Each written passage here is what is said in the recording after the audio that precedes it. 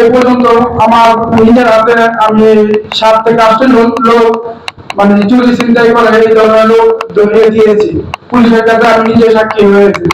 তো আমাদের যে সমস্যাটা আছে সবাই সমস্যার কথা বলতেছে, তো আবার বলতেছে যে সবাই চিনে জানে কিন্তু ধরতে পারতেছে না।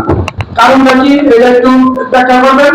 কি কোন কারণে ধরতে পারতেছেন না এটা একটু পরিষ্কার করবেন। আরেকটা বিষয় হলো আমাদের এলাকায় যে ফ্যাক্টরি আছে ওই ফ্যাক্টরিগুলিতে আমাদের এলাকার ছেলেদের কাজে নিচ্ছে না।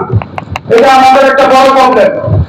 আমি দেখছি যে যে যে প্রবলেমে আমি শাসন করেছি কিংবা পুলিশে বের দিয়েছি সেগুলি বাইরে জেল থেকে বেরে আমার কাছে কাছে যে আমাদের একটা চাকরি ব্যবস্থা করে দেন, আমরা ভালো হয়ে যাবো, চাকরি করবো, বাসায় থাকবো, কোনো কিছু শুনবেন না।